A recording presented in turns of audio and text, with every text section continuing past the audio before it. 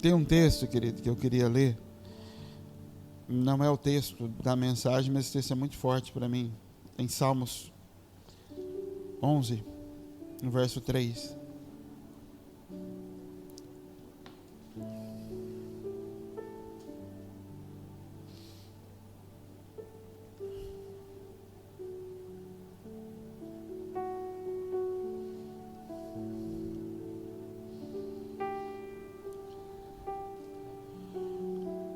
Diz assim, a minha versão não é das melhores para isso. Ela diz assim: na verdade, que já os fundamentos se transtornam, o que pode fazer o justo?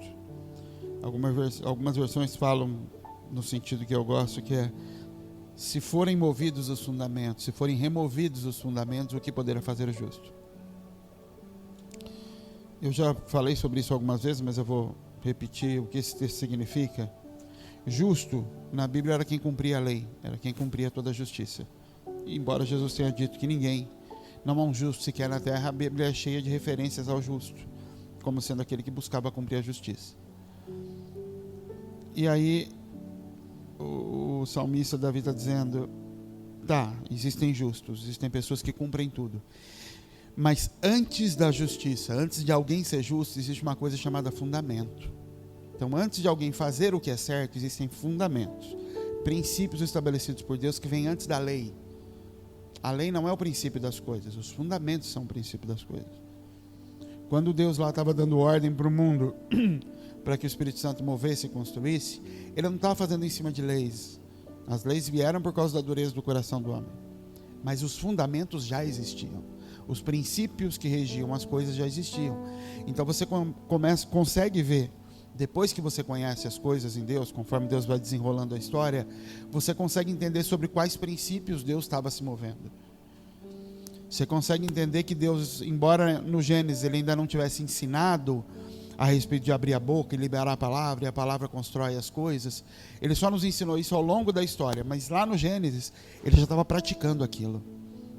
Ou seja, Ele não foi aleatório na forma de criar o mundo, Ele seguiu princípios.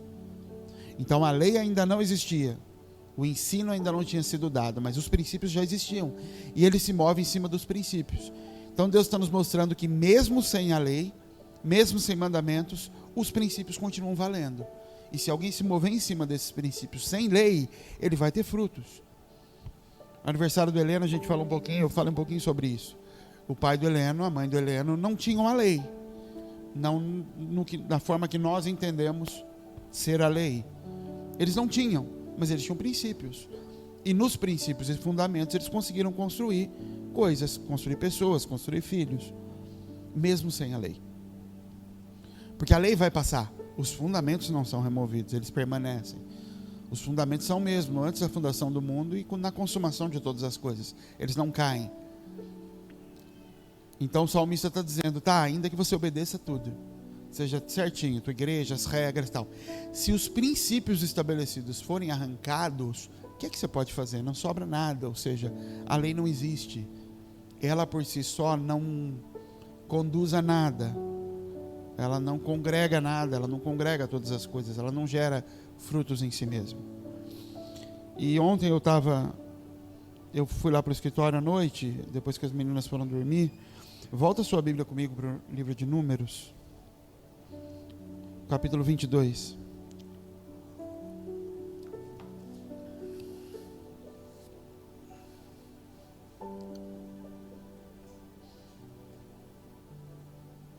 As páginas dentro estão até coladas, né, nesse livro.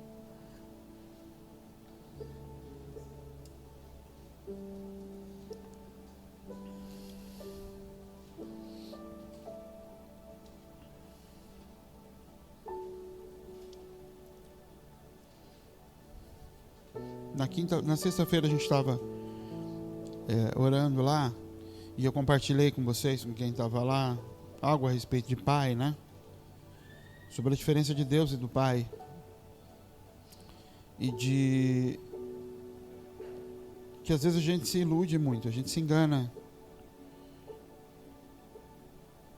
abrindo mão do relacionamento com o pai para se relacionar com Deus. No sentido de que Deus não te denuncia. O que denuncia são as leis de Deus. Mas na verdade é no pai que existe relacionamento para que o caráter seja tratado, não em Deus. E todas as vezes que essa manifestação do pai ocorre e a gente não gosta ou a gente discorda, a gente foge dela e corre para Deus, porque em Deus você pode manter um relacionamento de longo prazo com Ele sem que as suas falhas sejam denunciadas. Então isso aconteceu com um jovem rico. Ele tem uma vida de dedicação a Deus. Fiz tudo que era certo, obedeci todas as coisas.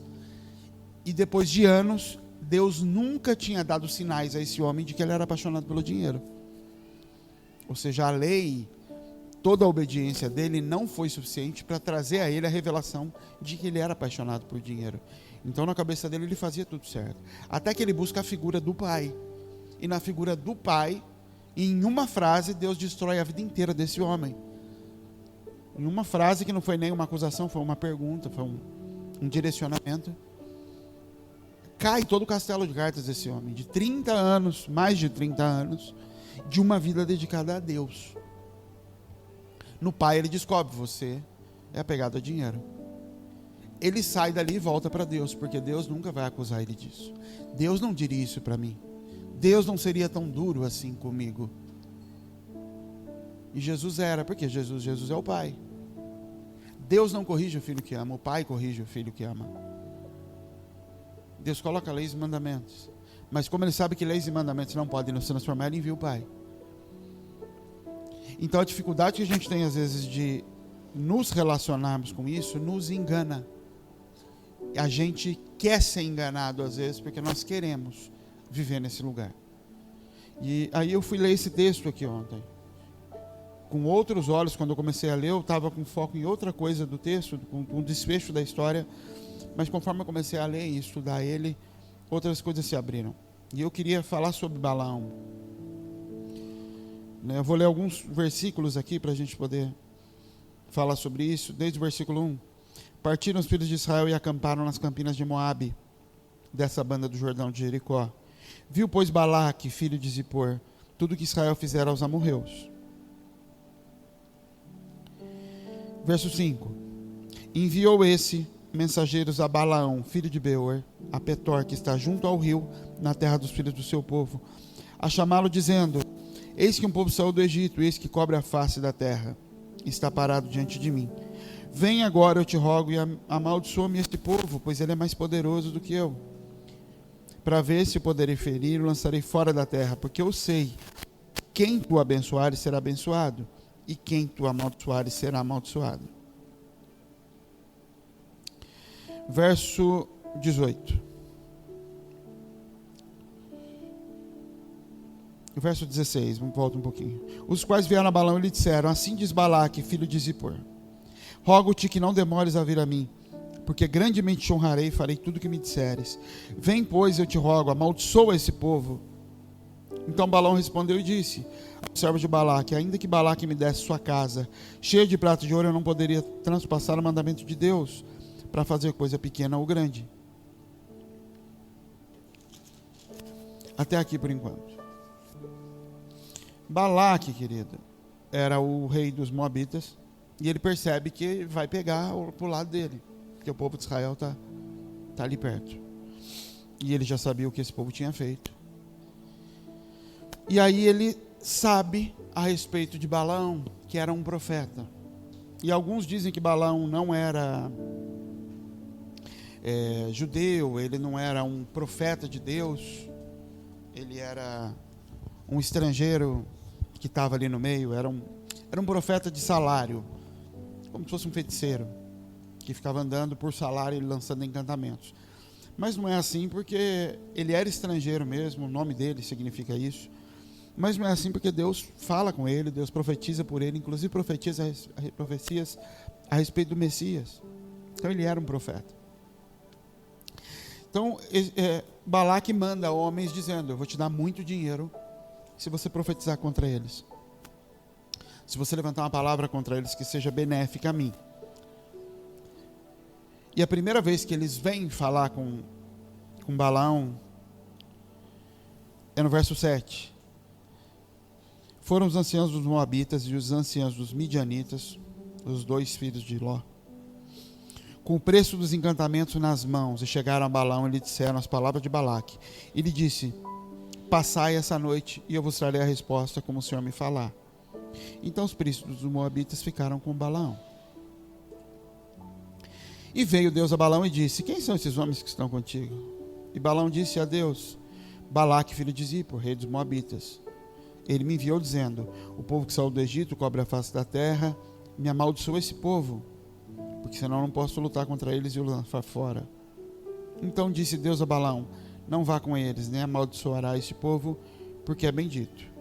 Então Balaão levantou-se pela manhã e disse aos príncipes de Balaque: vai à vossa terra, porque o Senhor se recusa a me deixar ir com vocês.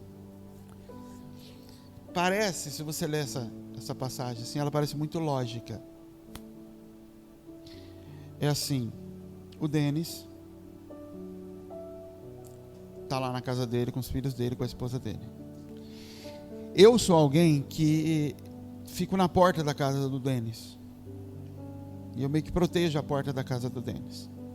E vem alguém falar assim para mim: eu vou te pagar para você me deixar entrar e matar os filhos do Denis.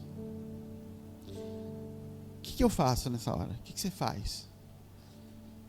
Você é o segurança do banco, e vem um ladrão e fala assim: eu vou te pagar para você deixar eu entrar. Pera um pouquinho que eu vou lá perguntar para o Denis o que ele acha disso. Foi isso que ele fez. Assim, você quer ver o outro exemplo? O outro lado é Eliseu. O homem chega lá para oferecer coisa para Eliseu. Eliseu nem sai na porta. Não quero, não tenho nada a ver com isso. Volta com o teu dinheiro para trás. Parece obediência. Esse homem parece justo. Eles vêm oferecer dinheiro para ele destruir o povo de Deus, e ele fala: esperem, durmam aqui essa noite, que eu vou falar com Deus, vou ver o que ele acha disso. Ele é um homem justo. Ou seja, ele está se escondendo debaixo de: estou obedecendo, estou indo em Deus para ver o que Deus quer com isso. O que não existe aqui são fundamentos. Esse homem é corrompido pelo dinheiro, ele é vendável, e ele se esconde atrás da lei para não matar logo de cara o que era para ser morto. Que era, não tem conversa. Por isso, quando ele chega em Deus, ele manda o povo esperar, vai em Deus. Deus vem e fala: bom, já que você quer fazer de bobo, quem são essas pessoas que estão aí com você? E Deus começa a conversar com ele, como: tá bom, então vamos ver onde vai essa história, que já era para ter se encerrado na primeira vez que te falaram. É como alguém que, se ouve casos hoje de divórcio justificados, entre aspas, e vão criando até leis bíblicas. Outro dia eu vi um pastor se separou e ele falou que o motivo da separação foi abandono emocional. Ele criou isso. Acho que a palavra era abandono emocional, como se a mulher dele tivesse traído ele por não cuidar dele emocionalmente. E isso para ele foi a justificativa para ele se separar e manter a igreja e casar de novo com uma mais nova. É lógico, ninguém larga para casar com a mais velha e fala que Deus que mandou. Não faz isso. Mas é sempre assim. Então começa a se colocar diante de Deus a discussão e o debate de coisas que vão contra o princípio, contra o fundamento. Quando a irmã de Moisés, Miriam, começa aquele debate, ela começa uma conversa: por acaso nós também não somos profetas? Por acaso nós também não falamos com Deus? Ela está indo em cima dessa legalidade. E Deus vem, arrebenta com tudo e fala: existem princípios que vêm antes da lei. E quando você não está estabelecido nos princípios, você vai buscar a lei para corromper o princípio. Então você vai esconder atrás de coisas, como por exemplo: tenho que consultar o Senhor. Imagina que você é alguém que obedece a Deus, que ouve a Deus em todas as coisas. Tudo que você vai fazer, você busca o conselho de Deus, todo detalhe da tua vida. E uma mulher te propõe uma noite de adultério. Você vai consultar a Deus? Eu vou falar com o Senhor, porque eu costumo falar com Ele todas as coisas? Lógico que não. Não, está errado. Não se trata de buscar entendimento da lei. O princípio já está errado. O princípio já é contrário. Mas ele se esconde atrás disso. E por isso você vai ver Deus parecendo bipolar nessa história toda com ele. Porque Deus está dando corda para esse homem, assim como Ele dá corda para nós. Quando a gente começa a tentar construir caminhos sobre a lei que quebram princípios, isso vai nos custar lá na frente. Porque ainda que a gente receba os sims de Deus para andar em cima daquilo, isso não significa que era para ser desse jeito. Entenda, o fruto que você vai colher, querido, não é o fruto da obediência à lei, é fruto dos princípios praticados. A lei é só a manifestação dos princípios. A lei é: Deus é fiel, seja fiel. O princípio é: Deus é fiel, seja fiel. O princípio é: o marido morre pela esposa, Jesus morre pela esposa, morre pela tua. Isso é princípio. A lei é: não divorcie. É quando eu falo: deixa eu escrever para você. A lei é suporte, passe, aguente, vai passar, vai arrumar. Essa é a lei. Quando eu esqueço o princípio e começo a discutir em cima da lei, eu posso arrumar um divórcio em cima da lei. Por isso que Jesus fala: não foi assim desde o princípio. Realmente, vocês brigaram tanto, discutiram tanto em cima da lei, e ficaram batendo na porta de Deus, falando: mas não dá, mas é ruim, mas olha como ela é ruim, olha como ela é malvada, Deus, olha como isso. Ficaram tanto em cima da lei que vocês arrumaram uma brecha na lei. E Deus falou: tá bom, divorcia. Nesse caso, então, você divorcia. E eles estão brincando com a lei ali: a gente pode, está escrito que pode. E Jesus fala: mas o princípio não é esse. Não foi assim desde o princípio, Ele é o princípio. Desde ou seja, não saiu de mim, não partiu de mim essa vontade. E esse divórcio, embora justificado na lei, ele vai ter consequências, porque não era para ser desse jeito. Então nossa vida não foi chamada, nós não fomos chamados para viver em cima da lei, em cima do princípio.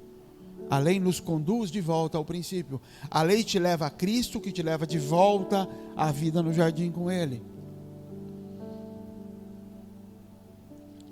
Mas a gente começa às vezes a entrar nessa discussão com Deus, nesse debate, nessa negociação, como se nós estivéssemos sendo justos. E sempre vai estar debaixo de justiça. A gente pedindo para Deus legalidade, direito legal de fazer aquilo que nós já sabemos que não é a vontade dele. Mas conforme as circunstâncias vão apertando e as coisas vão ficando desagradáveis, a gente começa a bater nele com mais frequência e com mais argumentos e provas de que seria o melhor caminho. Então Balaque manda esse povo e ele abre essa conversa. Bom, eu vou falar com Deus. Se Deus falar que eu posso adulterar, eu vou em Deus. E aí ele chega em Deus e Deus fala para ele: quem é esse povo aí que está aí com você?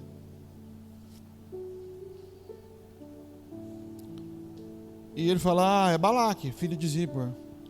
E ele falou que o povo é grande e ele não vai conseguir lutar com esse povo aí seu. Ele falou aí que não gostou dos seus filhos, ele quer entrar e matar para os seus filhos. O que eu falo para ele? Que ele está com muito dinheiro lá fora e está me oferecendo. O que eu faço? E Deus fala: não, você não vai com ele. Fala: tá bom então. Ele sai e fala: eu não vou com você. Eles vão embora. Balaque fica sabendo que ele não vem. Escolhem homens de mais alto gabarito dentro do reino dele, com mais dinheiro, e voltam de novo na porta de Balaque, de Balaão. Balaão, viemos falar com você. Balaão já ouviu, ele já sabe, ele já não precisava nem ouvir, ele já sabia no começo, mas ele já ouviu uma vez de Deus. O que está acontecendo, tal? Esse povo vem, e ele que é educado, ele é de Deus, ele não pode ser grosso, ele não pode ser estúpido. Ele recebe esses homens de novo, põe esses homens para comer em casa outra vez. O que traria vocês aqui? Além desse monte de ouro pendurado nos jumentos que eu estou vendo aí. Não, então, ele mandou a gente de novo aqui. E ele falou: grandemente te honrarei. O que Balaão faz de novo? Não vai embora não. Ele propõe: não vai embora. Dorme aqui que eu vou falar com Deus. E se Deus deixar, eu vou com vocês. É uma história tão rasgada que você olha e fala: mas que cegueira é essa?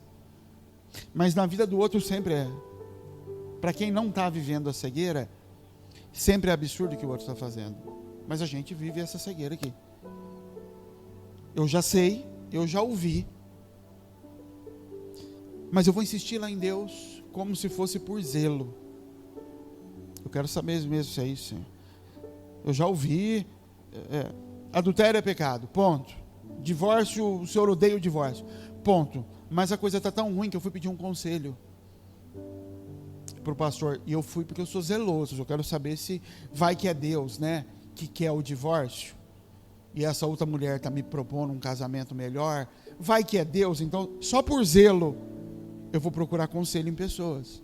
Eu vou colocar em oração para Deus. Fazer uma campanha para Deus falar. Falar o quê? Que ele odeia o divórcio? Ele já falou. E aí Deus responde, assim como respondeu para Balaão. Tá, você quer se fazer de besta? Então eu vou fazer. E Deus falou, não, está errado mesmo. E é só isso. E passa um tempo, ela volta com uma proposta maior. As ofensas da sua esposa são maiores. E você não dispensa. Porque aquele primeiro não de Deus não bastou. Porque agora é como se você recorresse ao juiz, porque tem novos fatos agora. Não, tem novas provas, Deus. Mas você não vai diante dele exigindo alguma coisa. Você vai como só estou vindo consultar a Deus.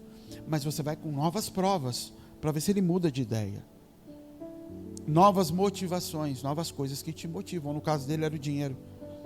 No seu pode ser mais uma briga que você teve em casa, mais uma irritação, mais uma coisa que o pastor fez e você não gostou, que o teu vizinho e o teu chefe, mais algo, mais qualquer coisa foi acrescentado na conta.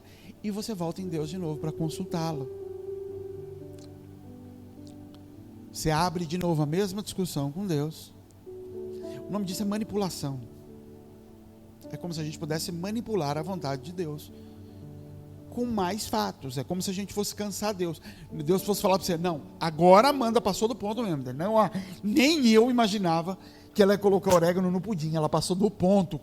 Agora você pode divorciar. É como se a gente fosse conseguir colocar Deus nessa situação. Não, agora chegou num ponto em que eu mudei de ideia e eu te permito. Ou seja, agora o princípio foi, eu mudei o princípio. O princípio é o princípio. O princípio é não divorciar. O princípio é, ainda que ela seja aquela mulher de provérbios, não uma boa, não aquela que renda, não, aquela outra, aquela que é pingadeira na telha, sabe, aquela que fala, aquela que Deus fala, mulher rançosa, ainda que ela seja aquela, o princípio continua sendo, eu odeio o divórcio. O princípio não muda. A lei, por causa da tua dureza, eu já dei uma que é do divórcio. Aí você começa a orar para ela te trair. Você começa a convidar encanador para entrar em casa, mandar um de gás para ver se essa mulher me trai logo. Por quê? Você está indo para a lei e querendo ignorar o Deus dos princípios. É isso que Balaão está fazendo, tentando ver se encontra em Deus um espaço para poder se beneficiar daquilo que está sendo proposto. E aí ele segura aqueles homens em casa e fala, não vai embora não, eu vou falar com Deus de novo, para ver se ele tem uma palavra nova para vocês. Aí Deus vira para ele e fala assim, lê aí o verso 19, agora pois rogo-vos que também fiquem essa noite, para que eu saiba que o Senhor me dirá mais. Ele abre essa conversa. Veio pois o Senhor a Balaão de noite e lhe disse, se aqueles homens te vierem chamar, levanta e vai com eles, todavia vai fazer o que eu disser. Aí você fala, nossa, não é que Balaão estava certo? Deus mudou de ideia. Deus tinha um plano nesse negócio. Querido, se Eliseu tivesse o coração de Balaão, você ia ler outra história no livro de Eliseu. Você podia ler todo um desenrolar de Eliseu saindo, tendo conversas com ele, convencendo ele a ir no rio, depois Eliseu recebendo as roupas, e você não ia saber que o caráter do homem de Deus era dizer assim, eu não vou nem sair aí fora, eu não quero um centavo do que você está querendo me dar, vocês lá na Síria estão acostumados a pagar a profeta, eu não quero nem olhar para o que você tem para me dar. Você não ia saber que isso é um princípio, porque esse homem teria aberto uma discussão. Se Balaão tivesse a mesma conversa, uns 5 capítulos da Bíblia talvez não estariam aqui. Se Balaão tivesse dito, eu não vou nem sair para lidar com esse povo, porque eu sei quem mandou eles, o que eles estão querendo aqui. Eu sou profeta, eu sei. E a gente não ia conhecer essa história. É que Deus, a interação de Deus com ele, te dá a ilusão de que tudo é parte de plano de Deus. De que todos os caminhos que a gente anda, porque você olha para o lado e vê Deus aparecendo ali, são caminhos estabelecidos por Deus, e não são. Quando Jesus disse, eu estarei convosco até a consumação dos séculos, ele não condicionou isso aos lugares que você estaria, as escolhas certas ou erradas. Ele estava dizendo, mesmo que você fizer a escolha errada, eu vou estar perto de você. Não significa que as coisas vão ser boas por causa disso, porque você vai colher do fruto da tua boca e não da minha presença do teu lado. Você vai colher das tuas escolhas e não do fato de eu estar perto de você. Então faça as escolhas corretas. Só que a gente lê isso de forma inversa. Ele está do lado, ele está me respondendo, então ele está validando esse meu comportamento. Desde a primeira vez em que ele vai buscar Deus, e Deus responde para ele, quem é esse povo tudo. Porque se fosse o Denis, está lá dentro olhando para fora, e vê o porteiro, vê eu lá fora, e os inimigos do Denis que querem matar o Arthur e a Bela estão na porta. A hora que eu entro, o Denis fala assim, mas eu não te pago para você mandar eles embora? O que você está negociando com eles? Ele nem entrar em conversa. Mas como Deus não é o Denis, glória a Deus por isso, pode dizer um amém? Porque senão a chuva seria racionada.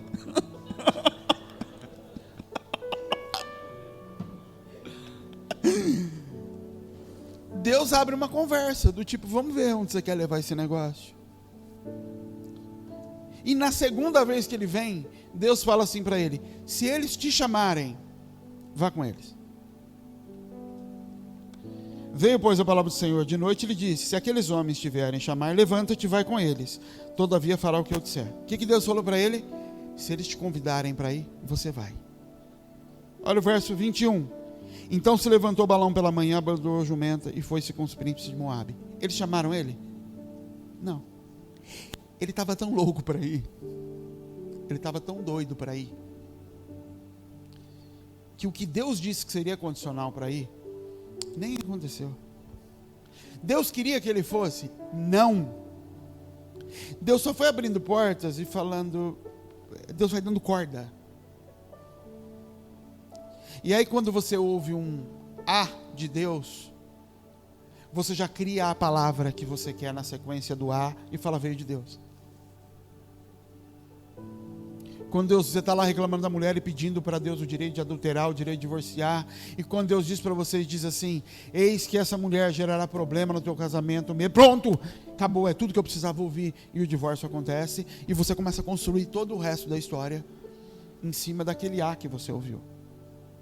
Mas Deus não disse para você fazer, ou o que Ele disse que era para fazer, não aconteceu como foi no caso dele, mas Ele deseja isso.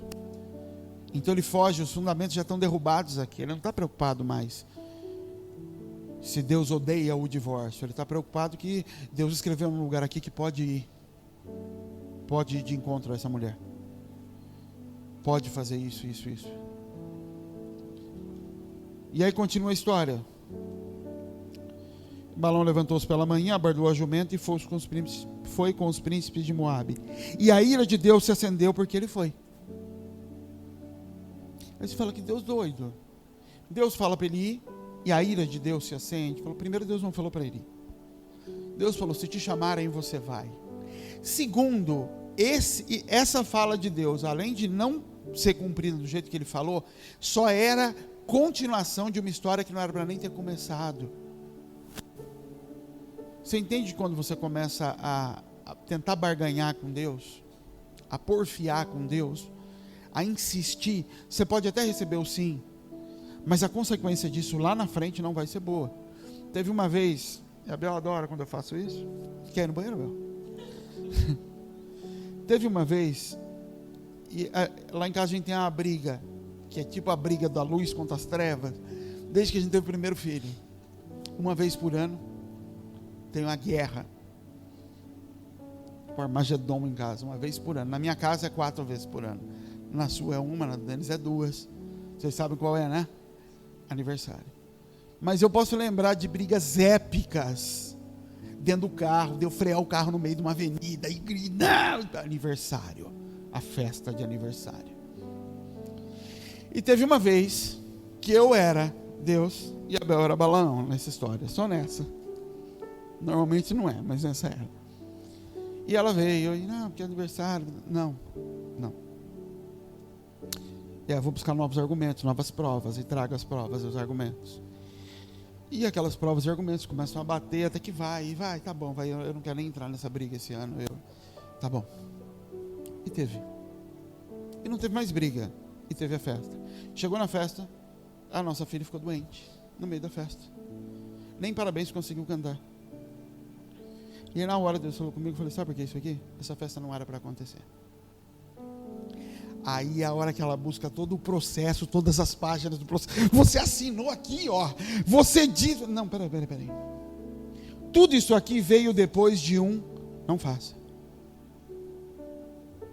Esse era o princípio. O princípio era não é a vontade dele, mas você não parou ali.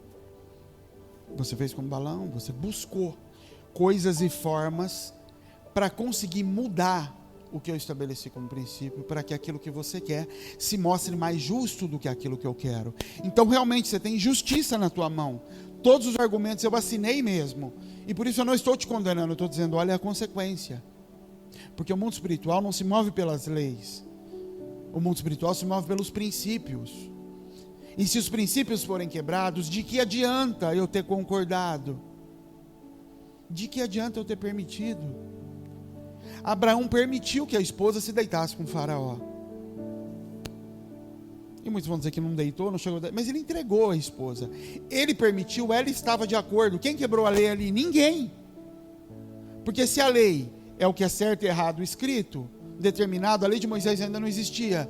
O marido e a esposa entraram num acordo, quem quebrou a lei? Ninguém. O princípio foi quebrado. O princípio de que ele deveria ficar naquilo que o Senhor falou na primeira vez. E na primeira vez o Senhor falou, é aqui que você vai ficar. Ele estabeleceu um altar ali, Deus aceitou e falou, esse é o lugar. O princípio é você saiu desse lugar porque teve fome. A fome foi a justiça aos seus olhos para se mover. A comida do Egito foi a justiça para que você se movesse. Mas o princípio foi quebrado. Qual o problema para eles? Nenhum saíram dali mais rico do que chegaram. Anos depois, toda a descendência deles se torna escravas do Egito por 400 anos. Porque o mundo espiritual se move por princípios. Ainda que ao longo do tempo você tenha recebido ok's de Deus, ainda que você tenha entrado em lugares que por princípio não era para entrar, e nesses lugares você ouviu a voz de Deus, você cresceu, você ganhou coisas, isso vai te visitar lá na frente, porque o princípio foi quebrado. Isso é vosso pecado vos há de achar. Isso é você olhar para a vida de Abraão e falar, meu Deus, ele vai para um lugar, faz isso com a esposa, amaldiçoa a descendência lá na frente que vai se tornar escrava, e ainda assim ele sai do Egito rico. Ele sai rico. Ele sai levando coisas daquele lugar. Deus fala, não interessa. O fato de eu ter te abençoado significa que eu não te abandono nesses lugares. Mas o princípio foi quebrado. Isso vai te visitar lá na frente. Porque a vida é sustentada pelos princípios e não pela lei. A lei vai passar. Da mesma forma que não havia lei antes de Moisés. Existiam princípios. A lei é só a manifestação desses princípios de forma escrita. E quanto mais lei, maior a chance de corrupção. Isso é o Brasil. Porque o Brasil é muito corrupto. Tem muita lei. E com muita lei você consegue se esconder atrás de muitas delas. Você consegue juntar 2 pedacinhos da lei para fazer uma verdade. Por isso é tão bagunçado as coisas no Brasil. Porque tem muita lei, muito mandamento e pouco princípio. Então tem lei de que eu tenho direito à legítima defesa, mas também tem a lei de que eu não posso ter arma. Aí tem a lei que diz que se eu sou com 16 anos eu já tenho cabeça para poder votar, decidir, mas aí tem a lei que diz que eu posso dirigir, mas tem a lei que diz que eu não posso ser preso. São muitas leis, enquanto o princípio seria, qual é a idade em que alguém é responsável? Esse é o princípio. E aí você pega esse princípio e aplica para tudo. É responsável com 16? Sim. Então pode ser preso, pode casar, pode tudo. Se entende-se com 16. Não tem maturidade para isso ainda. Então não pode. Isso seria ser guiado por princípio. As leis, quanto mais elas se acumulam, mais brecha elas dão para que os princípios sejam transtornados. Por isso que todas as vezes que a gente está querendo fugir de princípio, a gente começa em Deus para tentar ganhar uma lei. A lei é o quê? Uma palavra dele. Algo que sai da boca dele. Ganhar pode ir junto com eles. Primeiro que não era nem para ter perguntado, você já sabia que era errado. Segundo que ainda assim você perguntou e ele disse não. Aí volta a segunda vez. Assim, e a gente acha que vai ficar batendo na porta de Deus, ele vai ficar falando, não. Mas ele fala, tá, é o que você quer. Você já decidiu isso. Você está doido para fazer isso. Você só está esperando um empurrãozinho para fazer. E a hora que você faz com o peito cheio, porque fala, foi Deus quem mandou. Tem uma palavra de Deus, Deus fala, tem mesmo. Mas a ira do Senhor se acendeu sobre ele quando ele saiu. Porque não era para ter ido. E ele sabia disso, desde o princípio. O que ele não queria era se submeter a um princípio dado por Deus. O que ele não queria era aceitar um casamento que para ele ia trazer desgosto e não ia dar o prazer que ele queria. Então ele ficou até que ele conseguiu o sim dele. E Deus foi com ele? Foi. E é o que ele disse? Deus veio comigo. Aí quando ele sai, Deus se ira contra ele e o anjo se coloca na frente e a mula começa a ver o anjo. E sabe qual é o problema depois disso? Ele não consegue mais enxergar a oposição de Deus. Porque a Bíblia diz que um anjo se opunha ao caminho. Ele não enxergava isso. A mula estava vendo. A mula está vendo que Deus não queria que estivesse nesse caminho. Ele não consegue ver. Porque ele já não está mais movido por entender qual é a vontade de Deus. Ele está movido pela lei que dá direito a ele de fazer isso. Então, ainda que tenha um anjo na minha frente tentando me embarrar, ele vai falar, é o Satanás. É a mula que está empacando. Por isso que a mula começa a falar, por que você está me batendo? Ele fala, porque você não quer ir. É um debate com a mula, não é só uma frase. E aí a mula fala, você não percebeu? Desde que você me comprou lá atrás, eu nunca fiz isso. Isso nunca aconteceu. Você não percebeu que não sou eu? A mula fala isso para ele. Você não percebeu que não é meu jeito de ser? Ficar dando essas travadas? Que eu sou mula, gente boa. E em quem é que ele põe a culpa nessa hora? Você põe a culpa em quem? É o diabo. Por quê? Porque eu tenho um sim de Deus para fazer. Então as oposições começam, os problemas começam a surgir, não vem da oposição de Deus, porque Deus me disse para ir. Na lei ele disse para ir. Mas não é a vontade dele. Eu consegui uma brecha na lei, que inclusive essa brecha eu interpretei, porque Deus disse, se eles te chamarem, e não quer dizer que eles não iam chamar, mas ele já se interpôs antes, dizendo, eu vou. E a partir desse momento a mula enxerga Deus, ele não enxerga mais. E aí ele segue, ele vai se encontrar com Balaque. E ele chega lá todo espiritual. É tão idiota, gente, que você fala, como pode? Parece história só, parece que não é verdade. Porque ele chega lá, então Balaque, o que você quer? Eu vim aqui para ver, né? Porque você quer matar os filhos do Denis. E aí o Denis falou para eu vir ver. O que você está querendo? A história é essa. O Denis me enviar como embaixador para tentar negociar aí. O que o cara quer? Para matar meus filhos. Que é o que ele queria, matar os filhos de Deus. Aí ele chega e ele é profeta. Então ele não chega lá e ouve a proposta e fala, está errado. O cara chega, propõe dinheiro para ele, fala, vou te dar muito dinheiro. Ele fala assim, me traga aqui 7 bois e 7 carneiros. Monte 7 altares aqui. Ele começa a transformar em espiritual e espiritualizar aquilo que ele já sabe que como princípio não era nem para ter começado. Então agora que eu já saí do lugar que era para eu estar e vim aqui, eu vou entrar numa campanha agora para entender em Deus qual é o novo propósito. Agora ele espiritualiza. Agora ele vai fazer uma oferta, agora esse mês é uma campanha de oração, nossa casa vai entrar em jejum para entender a vontade de Deus. Que vontade de Deus, querido? A vontade de Deus lá você já sabia. Tudo agora você não sabe nem o que era para você estar fazendo aqui. Você está no meio do nada, então vamos orar agora para buscar entender quais são os próximos passos. Querido, se você está andando no lugar que Deus te mandou, no caminho que Deus te mandou, você não precisa orar para saber para onde você está indo. Isaías 30 e alguma coisa diz, e você andará pelo caminho, e se você se desviar dele para a direita ou para a esquerda, você vai ouvir uma voz atrás de você dizendo, volte ao caminho. Está dizendo, o caminho de Deus, ele não é Deus vindo aqui falando, pise ali, pise ali, pise ali. Ele falando, anda, e o Espírito Santo aqui atrás vai falar, não é por aí, volta para cá. Não está bem, volta para cá. Esse é o caminho. Mas ele chega ali agora, e como um profeta fora do caminho, ele começa, vamos fazer altares, 7 altares, e faz sacrifícios a Deus. Para quê? Deus já falou 2 vezes, não. O princípio já era não, mas ele faz um altar e uma campanha para vai que Deus diz sim para matar os próprios filhos. Vocês entendem que é uma loucura? Vai que Deus diz sim para amaldiçoar um princípio. Vai que Deus diz sim para você divorciar. Vai que Deus diz sim para você amaldiçoar teu pai.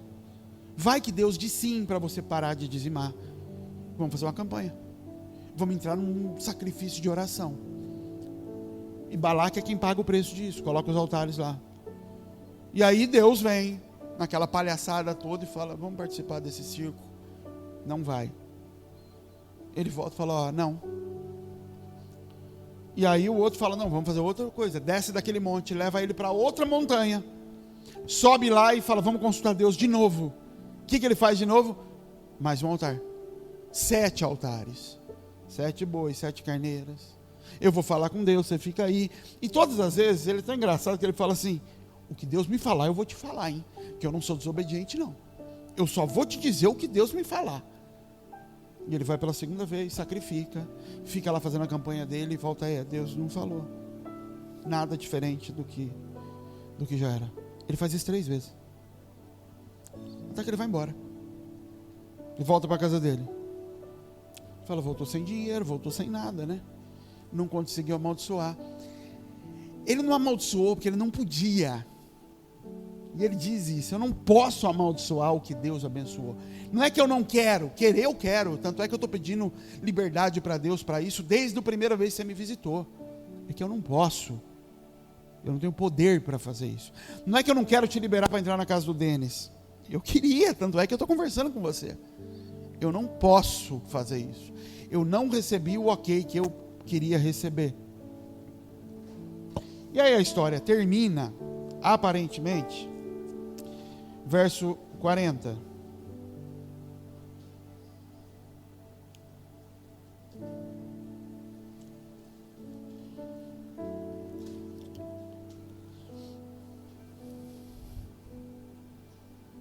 Desculpa, capítulo 24.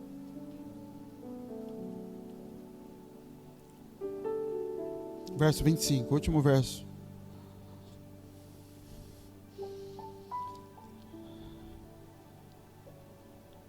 Então Balaão levantou-se, isso é no fim de todas essas coisas. No meio disso, Balaão profetizou, Deus colocou palavra na boca dele, profetizou sobre Jesus. Balaão falou tudo que não queria falar e tudo que não ia dar dinheiro para ele, mas foi a palavra que ele recebeu. E aí no verso 25 diz assim, então Balaão levantou-se e foi-se e voltou para o seu lugar. E também Balaque foi para o seu caminho. Aí você fala, bom, acabou aqui a história. Ele não ganhou dinheiro, Balaque não conseguiu o que queria, e foi só um circo armado de um profeta querendo uma palavra de Deus. O problema, querido, é que você pode querer tanto uma coisa e barganhar tanto, que você acaba encontrando uma forma de driblar a lei. Esse é o problema de lidar com lei. O problema de lidar com lei é que você pode estar legalmente coberto e ainda assim ir para o inferno. Porque a lei não trata de caráter, o princípio trata de caráter. O princípio é Deus odeia, é o que Deus pensa sobre isso, é o que Deus sente sobre isso. Não é como Ele liberou para que a gente vivesse. Então, ele vai embora, não acontece nada. Olha o verso 25, como começa. Israel deteve-se em Sitim, que é o lugar que eles estavam, e o povo começou a prostituir-se com as filhas dos moabitas. E essas convidaram ao seu sacrifício seus deuses, e o povo comeu e inclinou-se aos seus deuses. Juntando-se, pois, Israel a Baal Peor, a ira do Senhor se acendeu contra Israel. Disse o Senhor a Moisés: toma todos os cabeças do povo, enforca-os ao Senhor diante do sol, e o ardor da ira do Senhor se retirará de Israel. Você vai ler esse texto todo, o que aconteceu? Balaão foi lá, fez essa proposta para o povo, fez todo esse encantamento, essa mandinga com Balaque, levantando sacrifício para conseguir uma palavra de Deus, e não deu em nada. Ele pegou as coisas dele e foi embora, e Balaque foi embora. O texto seguinte e o povo agora começou a se misturar com as filhas de Balaque, e o pecado entrou, e Deus teve que mandar matar, enforcar os líderes, e matar todas as mulheres que tinham se envolvido nessa bagunça. E você vai ler o texto depois, muita gente morreu, bagunçou tudo. Fala, meu Deus, qual foi o espaço para isso? Não está aqui, não está relatado aqui, está relatado em outros lugares picados na Bíblia. Antes de ir embora, Balaão sentou do lado de Balaque e falou: deixa eu falar um negócio para você, ó. Eu não posso liberar uma palavra para que Deus venha destruir eles lá. Ó, eu não tenho como fazer, Celso, que Deus fala para você que você pode largar da casa. Não dá, ele não vai aceitar isso. Mas deixa eu falar uma coisa: se você deixar o padeiro vir na sua casa, deixa o padeiro vir aqui, larga eles sozinhos aqui, que aí a Cássia cai sozinha, e aí você consegue o que você quer. O que ele fez de errado? Ele quebrou alguma lei? O que ele falou foi o seguinte: olha, a gente não pode tocar neles, mas se eles se deitarem com as prostitutas, com as mulheres do seu povo, eles vão abrir um espaço para o pecado, e aí Deus é quem vai brigar contra eles. Ele contou uma coisa para Balaão. Ele pecou? Se eu virar assim e falar para o Denis, se a Amanda roubar aquele dinheiro que está em cima da mesa, Denis, você quer mandar a faxineira embora, né? E não pode. Se você mandar, você tem que pagar os direitos. E se para pagar é uma desgraça. Você tem que pagar os direitos. Brincadeira. Então, Denis, faz o seguinte: e se você deixar um dinheiro em cima da mesa? Ela está passando necessidade. Deixa uma nota de 100 caída, escondida ali debaixo do sofá. Eu sei que ela está passando necessidade. Ela vai pegar esse dinheiro e pronto, você pode meter uma justa causa dela no dia seguinte. É pecado? Esquece caráter. Lei é pecado? Eu falar para ele que a mulher vai se comportar de tal jeito? Não, não é pecado. Esquece moral. Ele botar dinheiro debaixo do sofá dele, o sofá é dele. Se ele quiser largar dinheiro lá embaixo, qual o problema? Nenhum. Alguém está quebrando a lei? Se ela for diante de um juiz e falar assim: não, ele quer me dar justa causa, mas foi ele quem largou o dinheiro debaixo do sofá, o juiz vai falar assim: sim, mas você pegou porque quis. Ele pode largar quando ele quiser debaixo do sofá. Não interessa a intenção dele. Lei é lei. Lei não é baseada em intenção. Lei não mede coração. Lei mede certo e errado. Você entende que a gente conseguiu o que queria? Você vai conseguir mandar ele embora por justa causa. Porque você foi e botou um dinheiro num lugar sabendo de uma fraqueza dela. Pronto. Deus está olhando para Alice e falando assim: você é um endemoniado, um desgraçado de um profeta. Você manipulou toda a lei, todas as coisas que você queria, e ele não saiu dali de mão vazia, gente. Ele foi recompensado, ele deu para o Balaque o que ele queria, e o que ele queria, sem quebrar lei, e sem precisar que Deus viesse e mudasse de ideia. E Deus, quando vai falar de Balaão na Bíblia, ele fala lá em Apocalipse 2 sobre Balaão, ele fala: porque vocês seguiram o conselho de Balaão. Em outros lugares na Bíblia onde vai citar Balaão, fala como uma desgraça, como se fosse algo quase que um Satanás, que é vocês manipulando a lei. para não quebrar a lei e poder fazer o que vocês querem, conduzirem os outros ao erro. Para você conseguir o que você quer.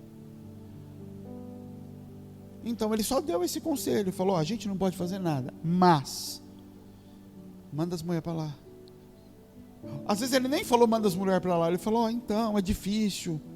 O único jeito mesmo seria se esse povo de repente se envolvesse com mulheres. E eles são doidinhos para isso, é só passar umas mulheres lá assim, ele solta no ar. E o Balaque fala: captei a vossa mensagem. E pronto. E Deus chama isso de conselho de Balaão. Como corromper as coisas. Você entende que a vida com Deus se baseia no princípio? E todas as vezes que a gente se distancia do princípio e começa a buscar muita legalidade para fazer as coisas, é porque nós estamos querendo ir contra o princípio. A gente só opta por andar num negócio pesado que é a lei, porque é uma forma da gente tentar fugir do princípio, já que o princípio pode ser negativo naquilo que a gente quer. O princípio é a vontade de Deus. O princípio é quem Deus é. Deus fala assim: eu não gosto do divórcio. Ponto. Quando isso não me basta, eu começo a ir para as leis. Não, mas e se o divórcio for desse outro jeito? Mas e se o divórcio for feito nessas condições? Mas e se ela pecar um pouco mais? Mas qual que é o limite em que eu tenho que tolerar? Todas as vezes em que a gente começa a entrar nisso, em qualquer área, a gente já se distanciou do princípio. A gente já não está muito preocupado com qual é a vontade de Deus e agradar o coração de Deus, e está preocupado, na verdade, em conseguir um jeito de que Ele aceite aquilo que eu quero fazer. E a gente pode conseguir. Você pode conseguir o sim de Deus, mas isso vai te visitar lá na frente. Isso vai te buscar lá na frente. Por isso que muitas vezes você vai ver Deus dando palavras que você fala é contraditória. Deus falou para o Celso faz uma coisa, falou para a Cássia faz outra, e os dois dizendo que tem uma palavra. Fala quem está certo, quem está errado. E aí a gente vai, se eles não fossem casados, a gente ia entrar no âmbito de que não, cada um tem sua visão. Na igreja faz isso, né? São visões diferentes do reino, a gente não vai brigar por isso, cada um segue seu caminho. Mas acabou de se criar dois deuses. Falou: mas não tem dois. Alguém desses dois está errado.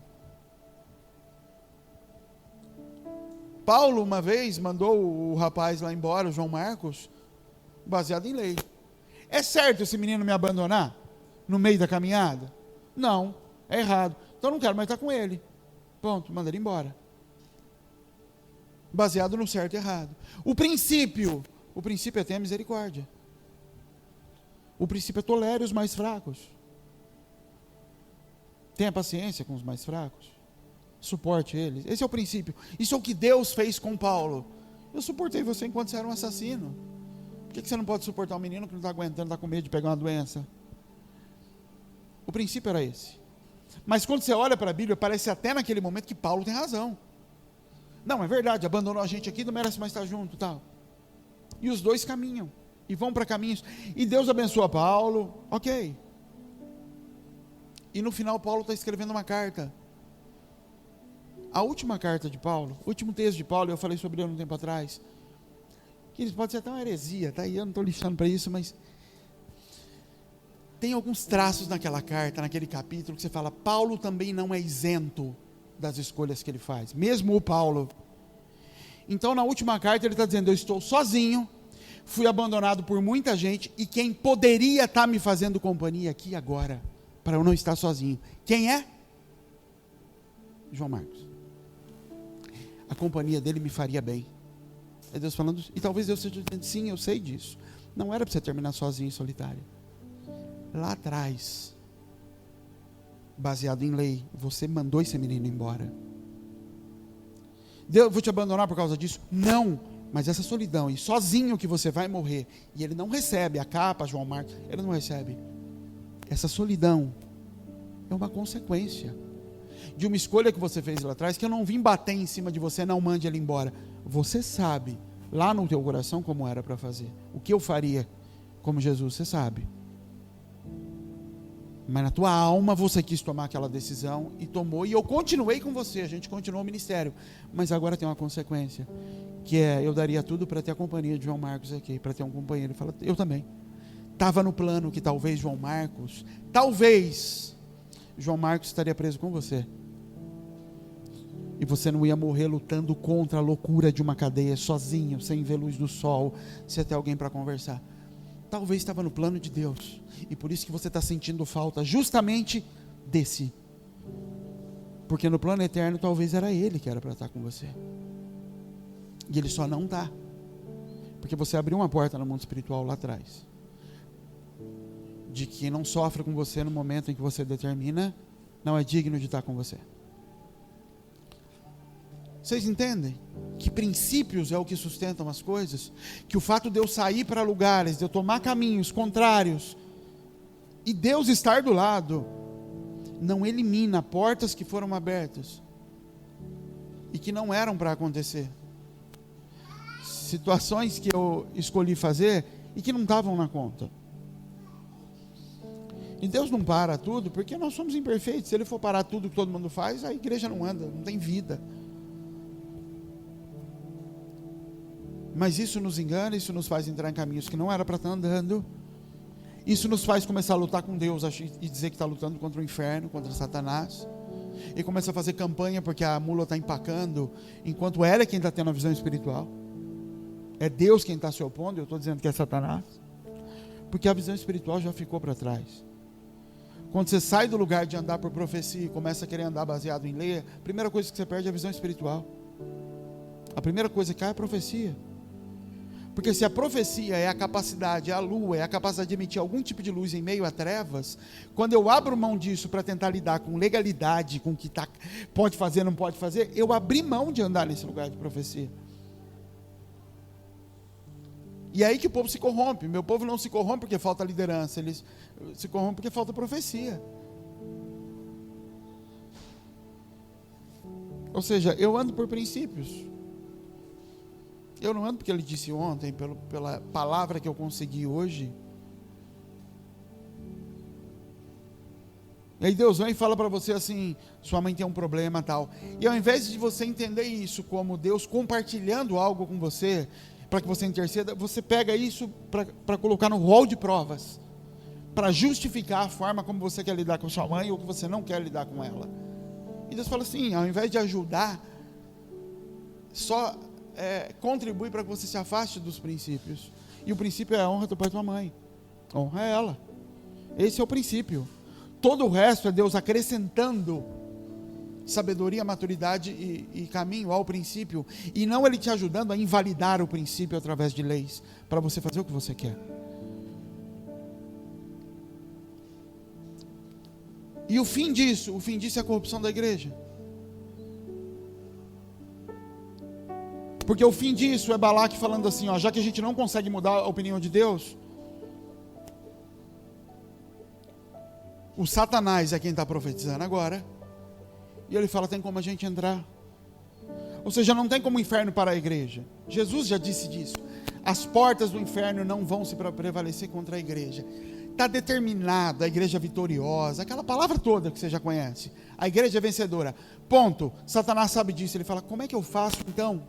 Se não tem como lançar uma palavra contra a igreja para parar a igreja, como é que eu faço? O que eu faço para conseguir transtornar isso? Vem o conselho de Balaão. Faz o seguinte, a igreja é uma noiva, né? Pegue o comportamento, as coisas mais belas que existem no meio do teu arraial e coloque lá dentro. E quando ela começar a ter prazer e levar para dentro do arraial dela o que acontece aqui no seu, você não precisa mais lançar a palavra de maldição, ela se destrói sozinha. Então o modelo da noiva de Jesus é você olhar para Esther. Aquilo é o desenho do modelo da noiva de Cristo, do plano. Deus tinha uma noiva, Deus tinha uma Israel, que de repente decidiu que ela era tão bela que ela não precisava mais de Deus. E os reis de Israel foram isso. Nós somos fortes, Salomão, os filhos de Salomão, nós não precisamos de Deus. E aí Deus vira e fala, não, eu vou escolher outra noiva. E ela vai vir do meio do povo. E aí Deus faz uma seleção, junta um monte de mulher, bota 1 ano fechada no palácio. 6 meses elas vão ser tratadas com mirra, elas vão ser curadas primeiro. Depois elas vão receber perfumes, depois elas vão ser enfeitadas. E depois de 1 ano elas vão desfilar para mim. E não era só desfilar. E o rei tinha uma noite com cada uma delas. E ele vai escolher depois com qual ele vai se casar, qual vai ser a noiva dele. Isso é a figura de Jesus. E no meio desse caminho, depois do período de cura, Esther, elas recebem o direito de escolher o que elas quiserem. É como se viesse o garçom e falasse: que tipo de perfume você quer? Roupa, como que você quer as suas roupas? Você decide como você vai se apresentar diante do rei, porque é a sua chance de brilhar, então você escolhe. A cura não, a cura é mirra para todo mundo precisa ser curado, mas a forma como você vai se enfeitar, está em você. Você me diz o que você quer. Aí, Mardoqueu, que é tio dela, fala o seguinte para ela: olha, não escolha, você não sabe escolher, você vai escolher baseado no meio do povo que você veio. Vai lá em Hegai, que é o chefe das mulheres, e pergunta para ele: o que o rei gosta? Como que você acha que eu devo me vestir? Você não vai se vestir como você quer, porque é para agradar o rei. Então pergunta para Hegai. E ela vai para Hegai e fala: o que eu uso? Ele fala: bota essa saia aqui, bota esse perfume que ele adora, isso aqui, bota isso no cabelo, faz isso aqui. É assim que você vai agradar ele. E ela vai, e adivinha quem é a escolhida? Ela se torna a noiva do rei.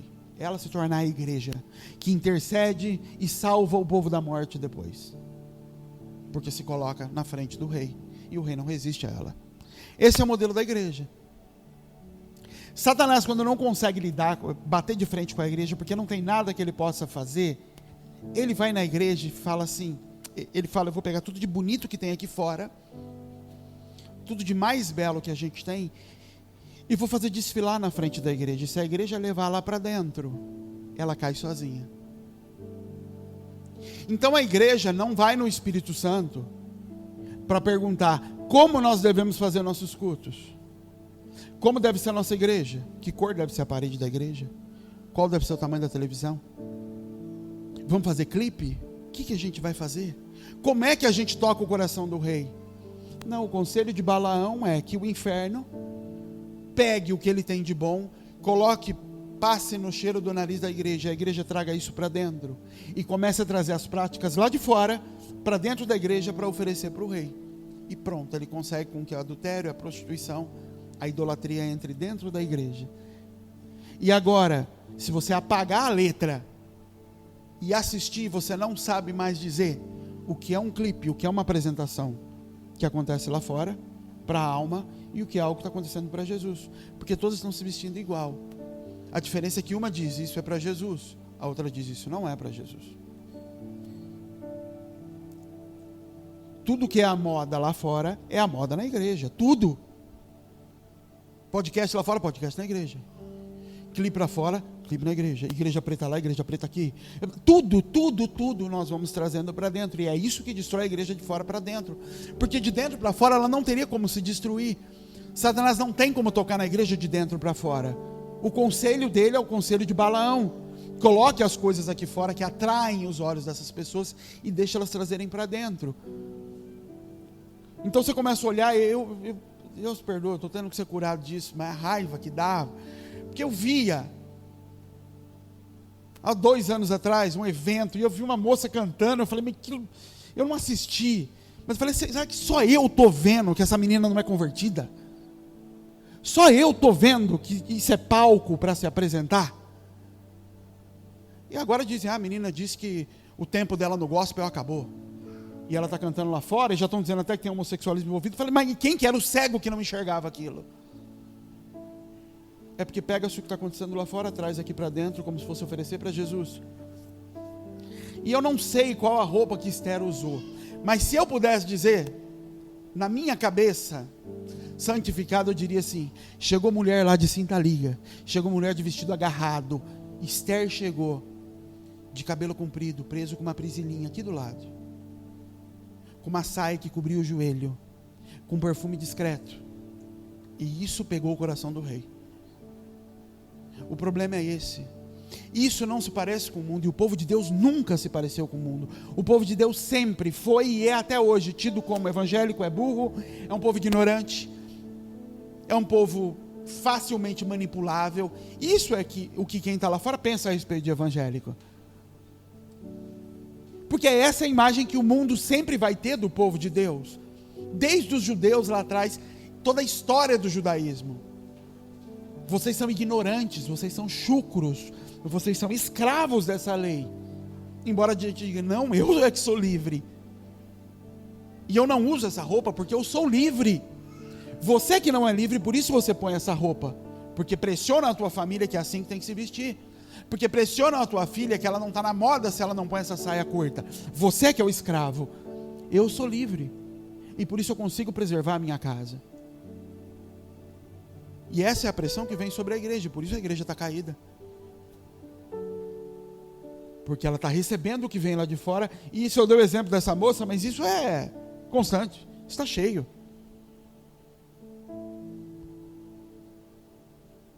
O princípio é Éden. Pai, multiplique os seus filhos. Ensina na mesa com seus filhos.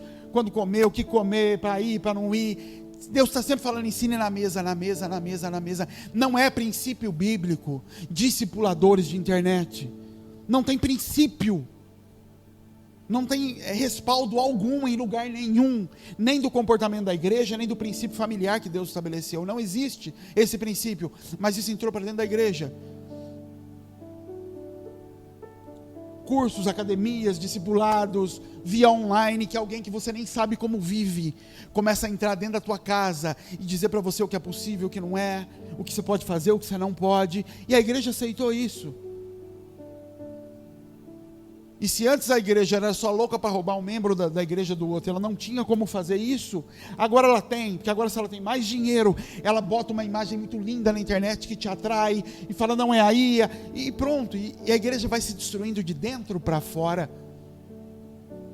Nossa, mas Deus está nisso, Deus falou, sim, Ele falou com Balaão também, por várias e várias e várias vezes, Ele até profetizou o Messias pela boca de Balaão, mas essa conversa não era nem para ter começado, porque essa profecia que você disse que aconteceu no meio daquela transmissão, Deus poderia ter dado ela de qualquer outra forma.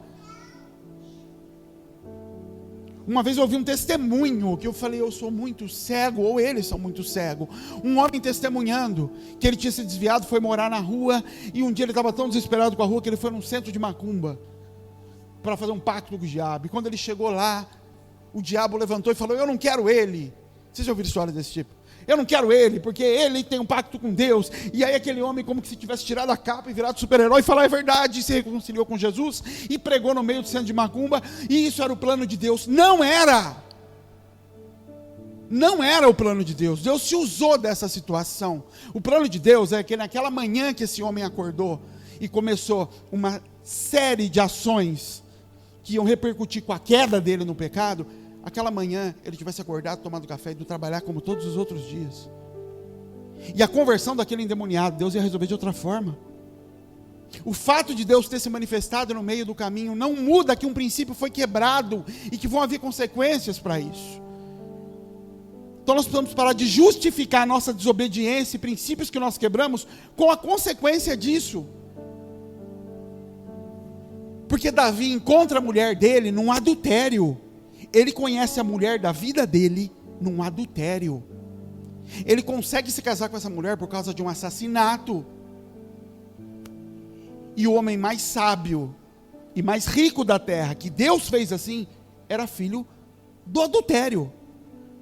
Era filho do pecado, era filho do assassinato. Deus está validando o adultério, o assassinato? Não. Deus está te utilizando de uma coisa. E aí está tudo certo, então não, a espada nunca se apartará da tua casa. Eu aceito que você ama teu menino, tudo bem, eu vou colocar ele aí, mas os teus filhos vão se matar a vida inteira agora, por causa do que você fez. Se para você valeu o preço, e vale o preço, então continue. Mas não vai sustentar. A morte entrou na tua casa e não vai sair. Ainda que Deus tenha vindo em sequência, resgatado o teu filho e dado continuidade àquilo, a morte entrou. E Deus vem e fala para Davi, o teu pecado passou, foi perdoado. Ok? Não vai morrer. Ah, então posso ser feliz com ela aí? Pode, felicidade não tem nada a ver com isso. Mas Você vai andar por lugares que não era para andar. Teus filhos, você vai ter uma filha estuprada por um irmão. Você imagina, dentro da tua casa, um estupro entre um filho e uma filha? Mas aos olhos dele, ele está casado com Batseba. E esses meninos são endemoniados aí, ó. A culpa é deles, eles estão tudo errado. Mas eu amo o Senhor. Sim, eu também te amo, meu filho. Mas aquele dia não era para você ter ficado em casa. Porque existe um princípio, o tempo em que os reis saem da guerra, isso é um princípio. Você quebrou esse princípio que você estava cansado, porque é isso. Depois você quebrou outro princípio que ficou olhando a mulher. Depois você quebrou outro princípio quando chamou ela. E princípios quebrados não se sustenta a tua justiça.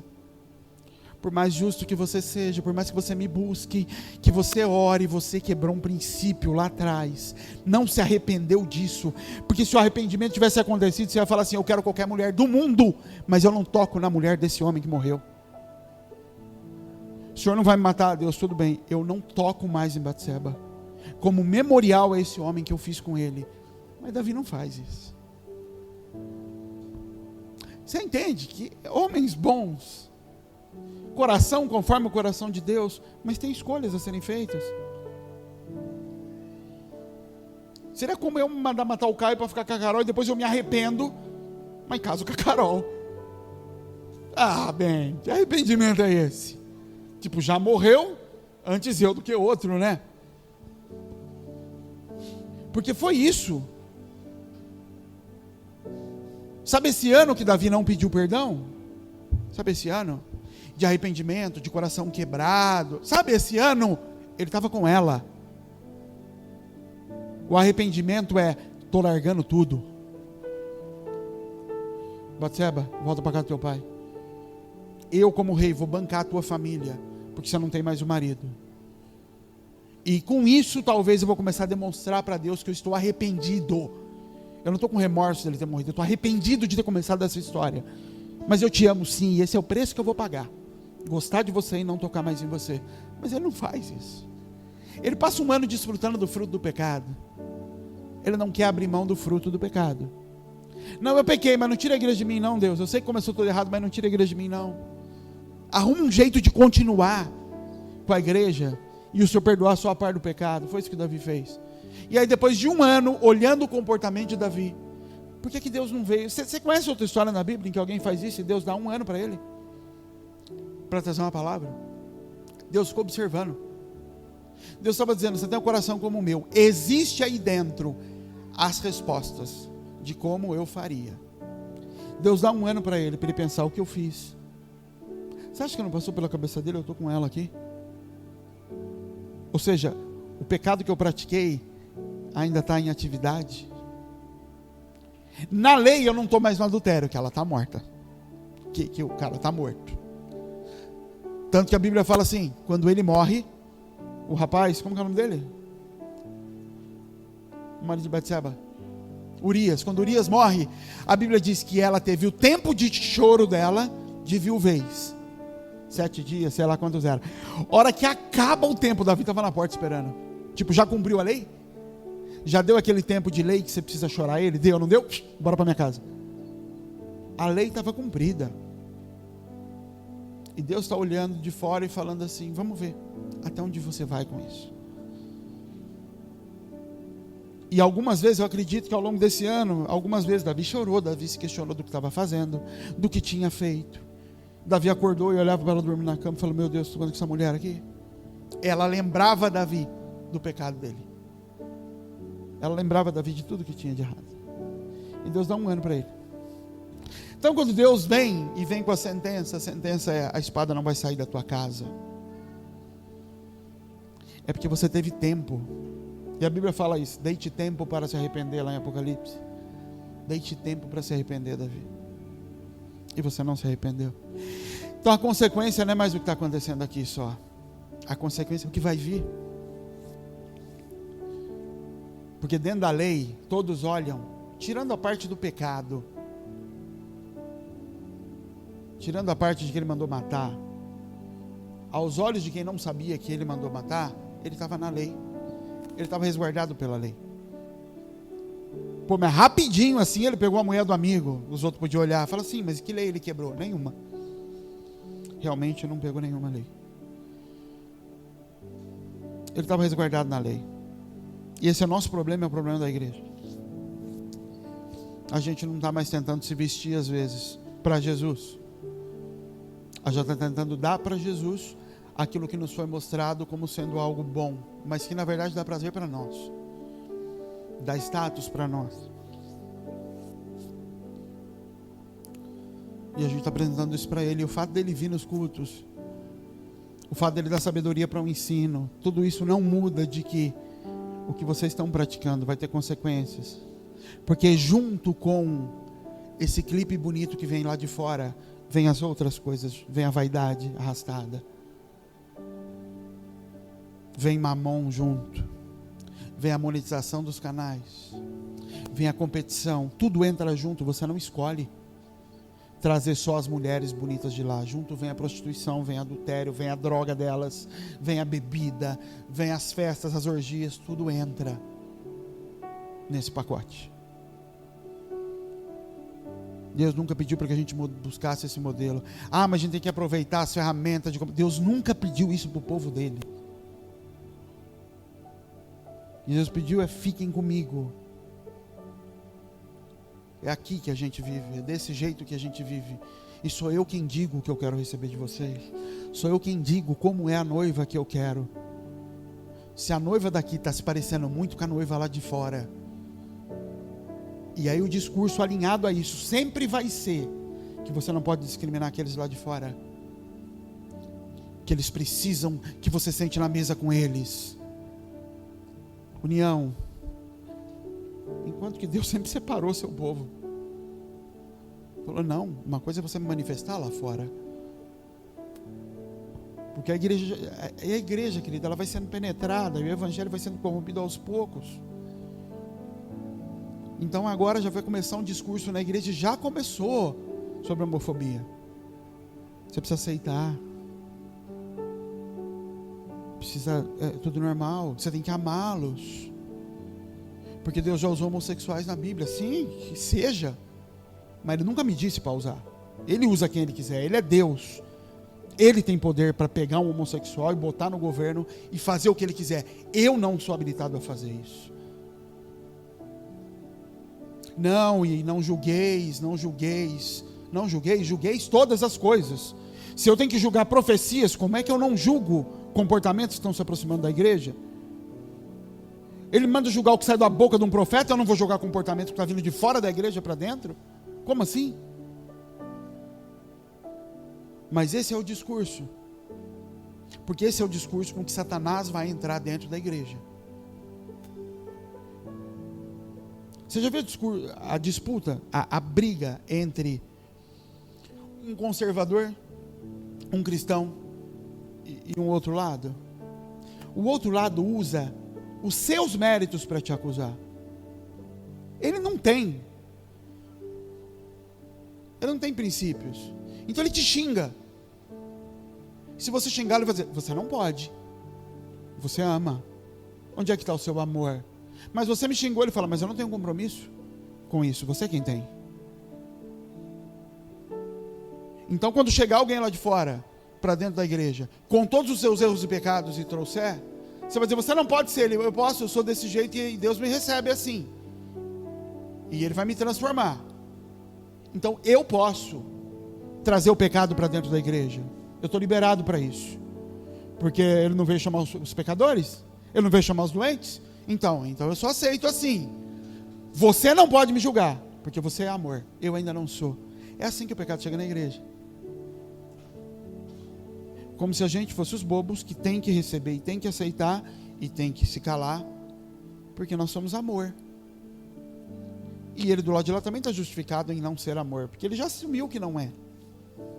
E é assim que a igreja se torna presa. Isso só interessa a quem quer reunir pessoas. Isso é o discurso do político que não quer arrumar encrenca com ninguém. Não vamos entrar nesse debate, não vamos entrar nessa discussão. Por isso que eu oro, graças a Deus, mas graças a Deus pela vida de João Batista, que se esse homem não existisse, eu acho que o meu ministério já tinha acabado. Que eu tenho que olhar e falar, bom, o homem que precede a vinda de Jesus, e não é o homem, é o Espírito que precede a vinda de Jesus, é João Batista.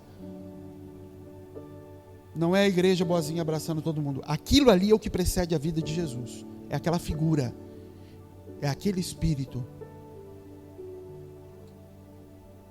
É Elias. É aquele Espírito que precede a vida de Jesus. É o que filtra e mede quem quer se aproximar da igreja. É o que filtra e mede a igreja e começa a filtrar, a peneirar o corpo de Cristo. Pelo que saiu da boca de Deus.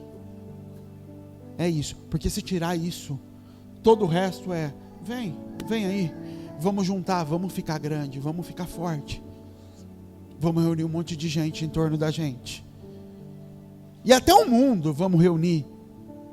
Para que ter conflito com o mundo? Para que ter conflito com aquelas denominações que a gente dizia que eram corruptos? É tudo de Deus, vamos juntar e ficar grandes. Isso é Babel. Vamos crescer, vamos ficar tudo pertinho aqui.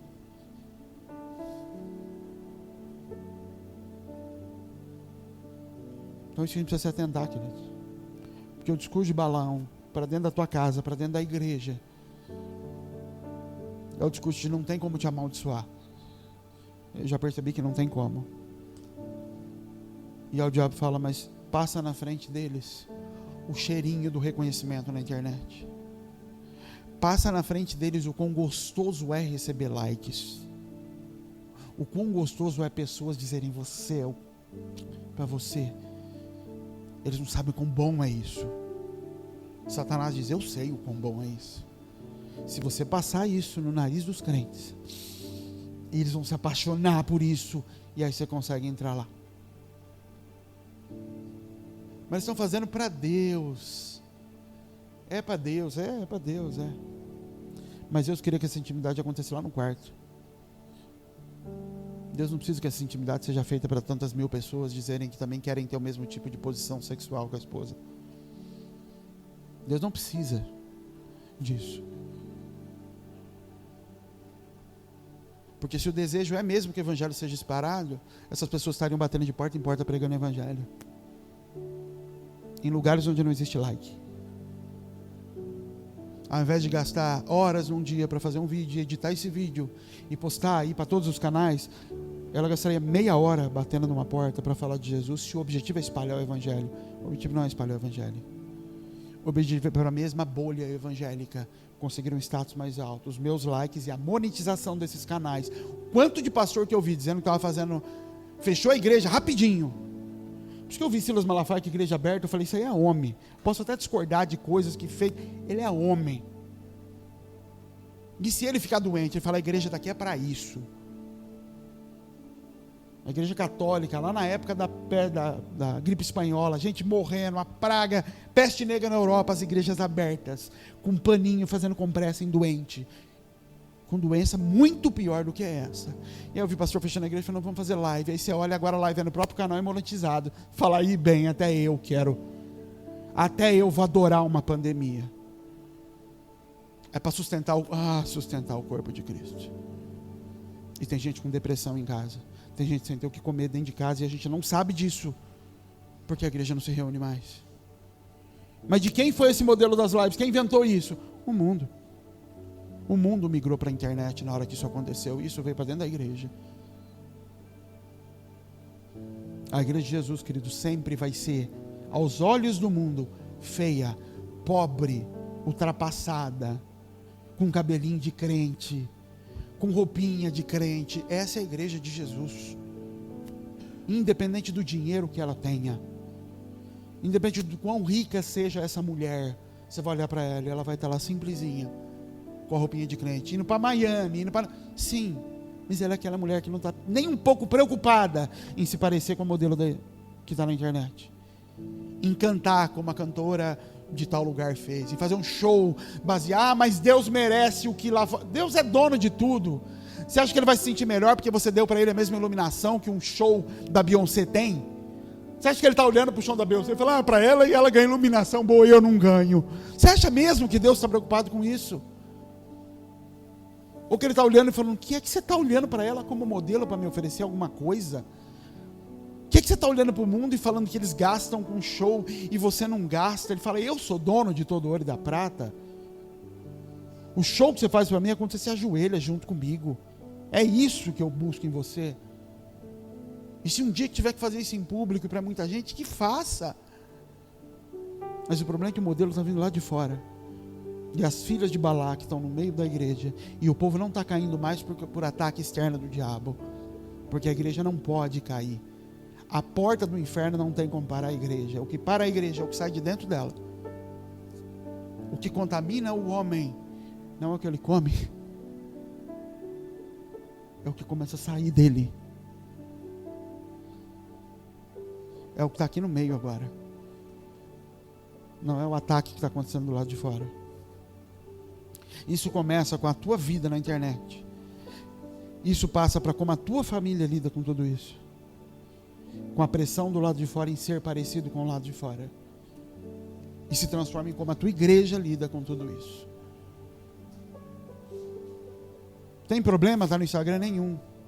Já estou falando com o Caio, quando é que, pelo amor de Deus, alguém na igreja vai começar a pegar as redes sociais e colocar as coisas das crianças? Não é porque a gente precisa divulgar, é porque os mantenedores precisam saber o que está acontecendo, a gente precisa dar satisfação a eles. E aquilo vai ser um bom canal para isso. É porque quando alguém nos procurar e você falar do projeto, você vai falar, entra lá tem as informações, você vai ver as fotos, os vídeos. Então quando é que alguém vai fazer de verdade isso? Que até agora a gente só fala que vai fazer. Então não tem problema com a rede social. O problema é quando o motivo para estar ali é o mesmo lá de fora. E aí todo mundo fica viciado no celular, porque as relações não se dão mais aqui, elas se dão online. E é como se o reino de Deus, o reino que Jesus pregou, fosse estabelecido através da nossa ação na internet. E não vai. Ele não vai ser estabelecido pelos vídeos que você posta.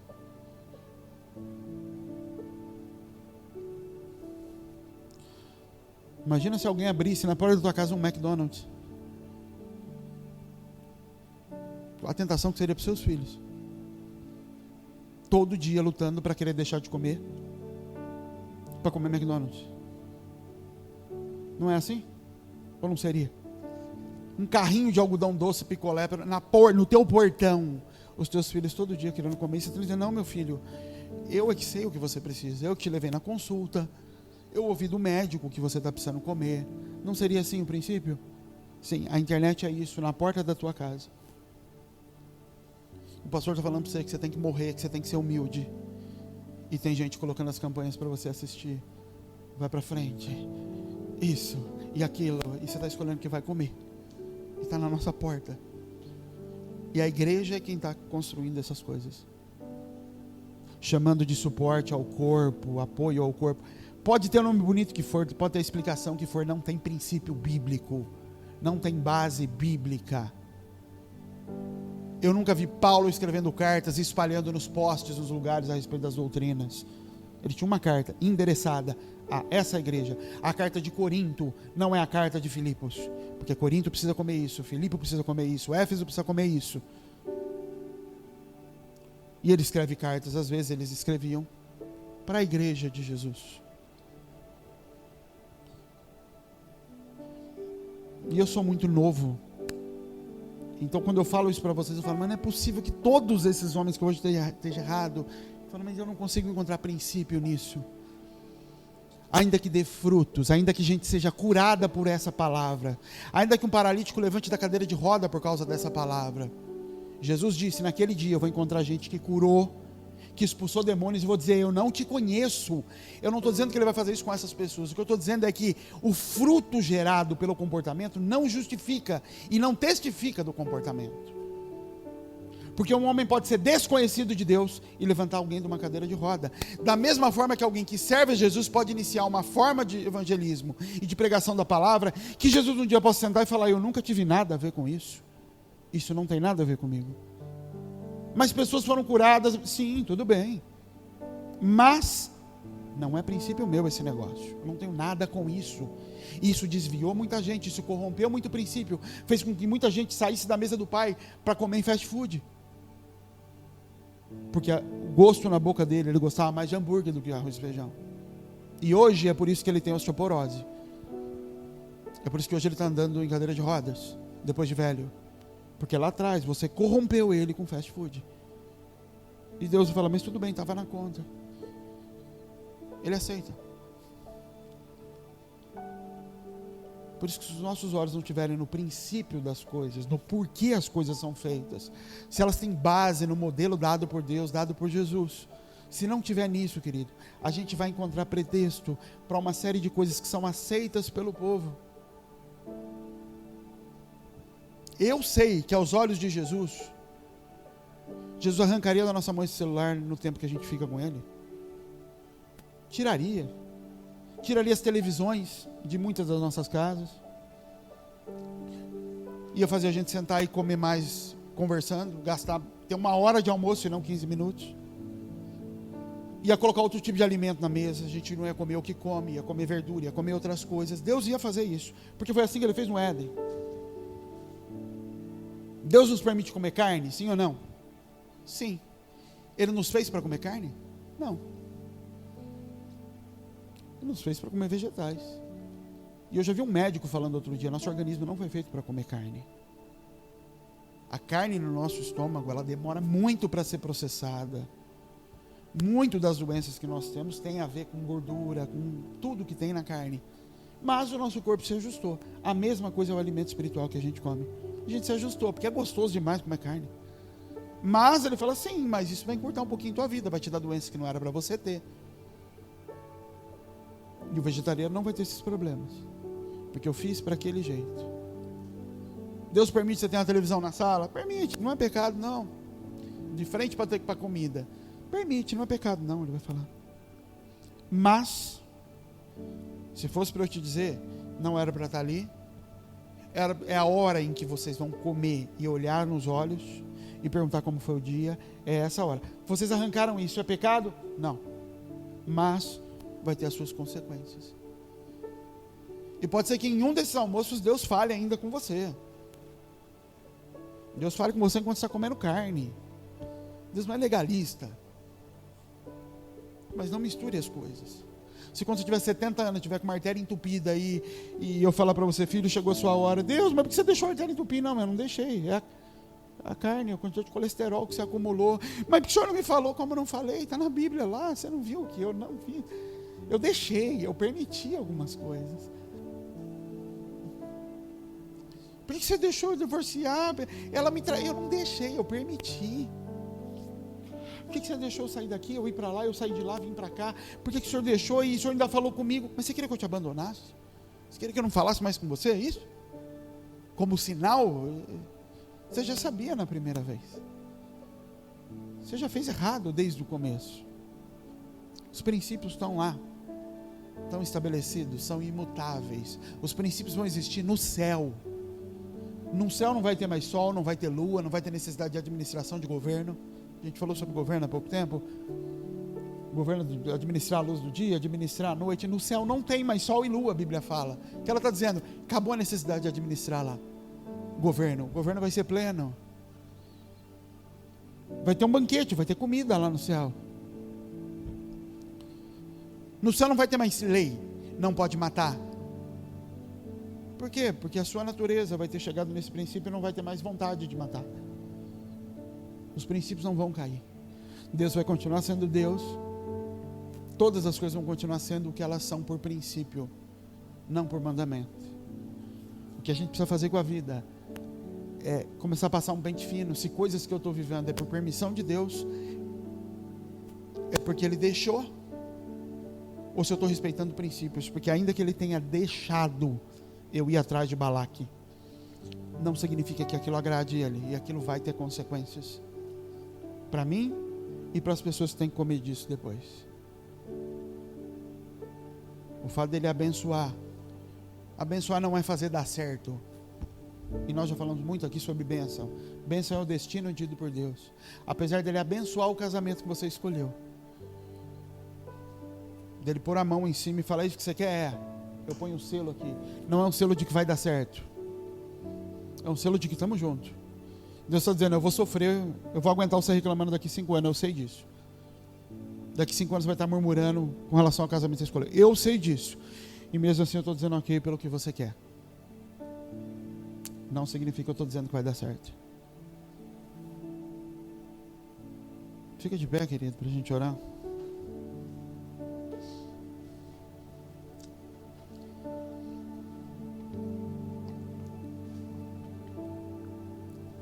Quando o jovem rico sai de casa, ele não quebra nenhuma lei. E aplique isso a qualquer comportamento. Ele não quebra uma lei, mas ele vai contra um princípio, que era a vontade de Deus. E ele consegue viver por um tempo bem. Quando é que ele vive bem? Enquanto o dinheiro dura. Enquanto o que ele acumulou na casa do pai dura, ele vive bem. Quando aquilo acaba, ele descobre que fora do princípio não tem sustento. E ele tem que voltar. Mas o pai deixa ele ir, o pai deixa. O pai não amaldiçoa ele. Imagina o pai abençoando ele quando ele sai. Deus te abençoe, meu filho. É a sua escolha. Mas você não me perguntou o que eu acho disso. Você não está preocupado com o princípio. Você está preocupado com, mas eu posso ir, pai. Às vezes eu conversar com a Helena e eu tento convencer ela de outra coisa. Ela escolhe uma coisa, um livro, ou alguma coisa que ela quer.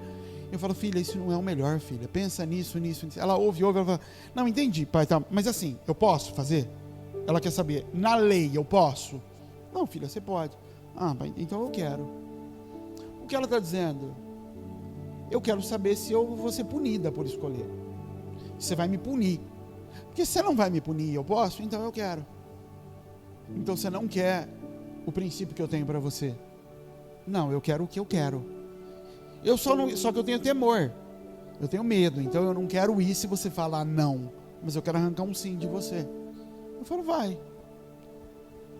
E aí ela escolhe o livro que não era aquele que eu falei para ela.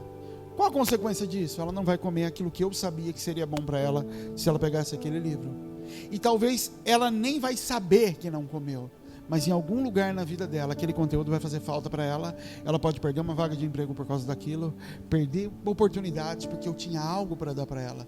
E ela optou por andar numa lei que ia dar prazer naquele momento para ela, do que em confiar que o princípio ia acrescentar sobre ela coisas que ela nem sabe que vai precisar.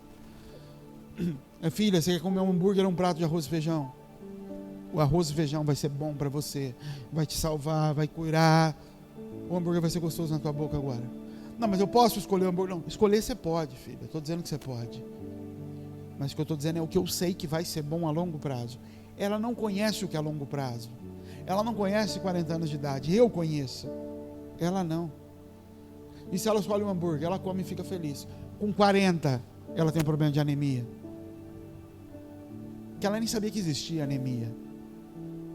E eu não disse para ela, se você não comer, porque eu também não sabia. Eu só sei que faz parte do processo. O princípio é ela escolher, buscar uma brecha na lei para se alimentar daquilo que ela quer. Ou ela olhar e confiar, você me gerou, você me trouxe até aqui, você sabe que é bom para mim. Então o princípio, eu vou continuar fundamentado no mesmo princípio. Isso é com Deus. O que o Senhor quer é isso, não é gostoso para mim, não é o que ele fala assim, mas a longo prazo isso vai contribuir com o cumprimento do plano. Em última instância, sabe aquelas promessas que Deus fez lá atrás? Você era criança, você estava lá não sei na onde, e aí você recebeu uma palavra, todas elas.